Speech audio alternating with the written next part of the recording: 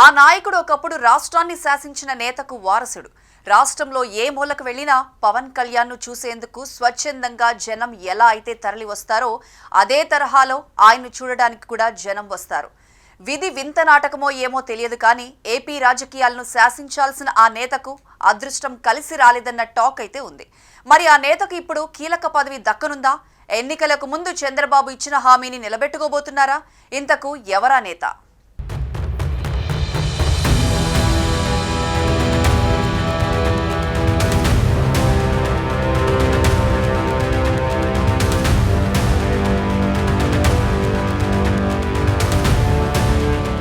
రెండు తెలుగు రాష్ట్రాల్లో చాలా మంది లీడర్స్ ఉన్నారు. కానీ వారిలో రాష్ట్రస్థాయి నేతలను వేళ్ల మీద లెక్కపెట్టొచ్చు.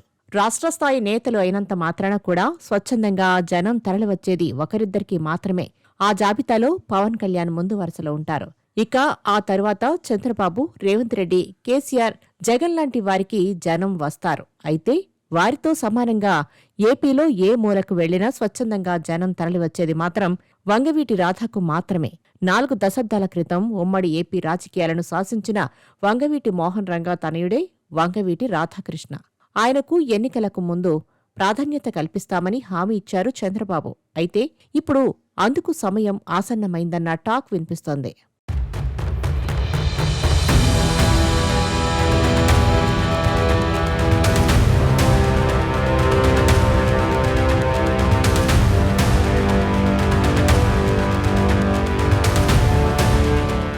వంగవీటి రాధను గౌరవించుకుంటామని, మంచి పదవి ఇస్తామని ఎన్నికల ప్రచార సభలో చంద్రబాబు హామీ ఇచ్చారు.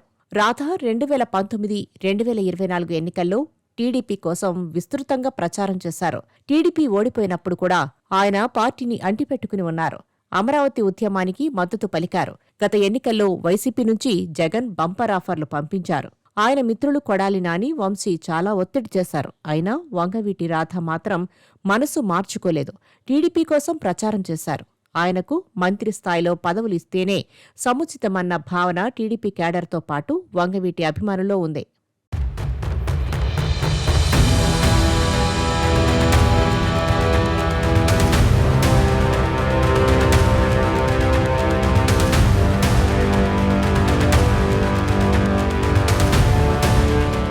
రాధాకు ఇస్తారన్న ఎమ్మెల్సీ నాగబాబుకు దక్కింది. అయితే నాగబాబుకు మంత్రి పదవి ఇస్తామని కూడా చంద్రబాబు హామీ ఇచ్చారు. అయితే ఇప్పటికే జనసేన నుంచి కందుల దుర్గేష్, పవన్ మంత్రులుగా ఉన్నారు. సామాజిక సమీకరణాల దృష్ట్యా నాగబాబుకు మంత్రి పదవి ఇస్తే జనసేన నుంచి అప్పుడు 3 కాపు మంత్రులు ఉంటారు. అందుకే నాగబాబును రాజ్యసభకు పంపిస్తారని మళ్లీ ఈ మధ్య చర్చ మొదలైంది. అదే రాధా టీడీపీ కాబట్టి టీడీపీ కోటాలో రాధాకు ఎమ్మెల్సీ ఇచ్చి మంత్రి పదవి ఇచ్చినా సామాజిక సమీకరణాలు సెట్ అవుతాయన్న టాక్ వినిపిస్తోంది.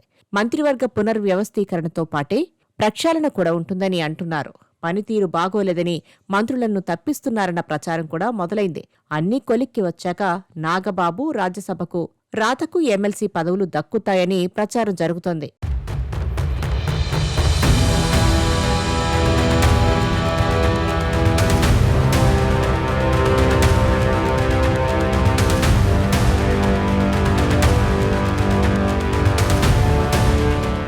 రంగాను అభిమానించే కాపు నాయకుల్లో రాధ పట్ల అభిమానం మెండుగానే ఉంది. ఈ నేపథ్యంలో టీడీపీలో ఉన్నప్పటికీ ఆయనకు ఎలాంటి పదవులు లేకపోవడం పట్ల వారంతా ఆవేదనతో ఉన్నారు. దీంతో తరచుగా రాధా వ్యవహారం రాజకీయ వర్గాల్లో చర్చగా మారుతోంది. ఈ విషయాన్ని గమనించిన టీడీపీ అధినేత సీఎం చంద్రబాబు వంగవీటి రాధకు పదవి ఇవ్వాలని నిర్ణయించుకున్నట్టు తెలిసింది. ఇప్పటికిప్పుడు రాజ్యసభ ఎమ్మెల్సీ ఖాళీ అయ్యే అవకాశాలు లేకపోవడంతో నాగబాబు రాజ్యసభకు వెళ్తే ఖాళీ అయ్యే ఎమ్మెల్సీ స్థానాన్ని రాధాకు కట్టబెడతారని అంటున్నారు. ఇంకొందరేమో రాధాకు రాష్ట్ర స్థాయి కార్పొరేషన్ పదవి ఇస్తారని ప్రచారం చేస్తున్నారు.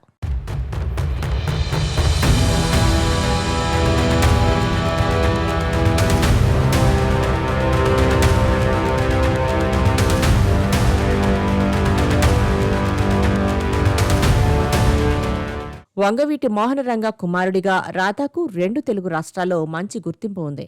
ఆయన మాటకు రాష్ట్ర రాజకీయాల్లో ప్రభావం ఉంటుంది. రాధా వల్ల తమకు అధికారం పోయిందనే అసంతృప్తి వైసీపీలో ఉంది. పవన్ కళ్యాణ్ కూటమి కట్టి వైసీపీకి చర్మగీతం పాడారు. అదేవిధంగా వంగవీటి రాధ టీడీపీ తరపున కూటమి గెలుపు కోసం రాష్ట్ర వ్యాప్తంగా ప్రచారం చేశారు. పదవుల కోసం ప్రయత్నించకుండా రాష్ట్రం బాగుండాలనే ఉద్దేశంతో పనిచేశారు. టిక్కెట్టు కూడా అడగకుండా కూటమి గెలవడానికి కృషి చేశారు. అందుకే ఆయనను జనాలు త్యాగం చేసిన నాయకుడిగా చెబుతున్నారు. నిజానికి రాధ కోరుకుంటే పదవులు ఆయన దగ్గరికి అవే వస్తాయి. కానీ ఆయనకు పదవి కంటే ప్రజల సంక్షేమమే ముఖ్యం. తన కోసమో అనుచరుల కోసమో పదవులు అడగకుండా కూటమి విజయం కోసం మాత్రమే పనిచేశారు. ఎన్నికల సమయంలో చంద్రబాబు కూడా రాధాను ప్రశంసిస్తూ కూటమి ప్రభుత్వంలో ఆయనకు గౌరవప్రదమైన స్థానం ఇస్తామని ప్రకటించారు.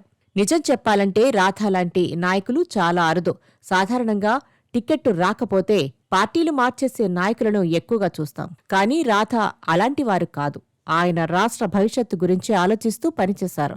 రాధాలోని ఆ నిస్వార్థ స్వభావమే చంద్రబాబు సైతం ప్రశంసించేలా చేసింది. అందుకే ఆయన అభిమానులు రాధాకు సముచిత స్థానం ఇవ్వాలని కోరుతున్నారు. రాధా లాంటి నిస్వార్థ నాయకుడు కీలక పదవిలోకి వస్తే ప్రజలకు మేలు జరుగుతుందని, అధికార దుర్వినియోగం జరగదని అంటున్నారు. చూడాలి రాధా రాజకీయ భవిష్యత్తు ఏ దిశగా వెళ్తుందో అన్నది.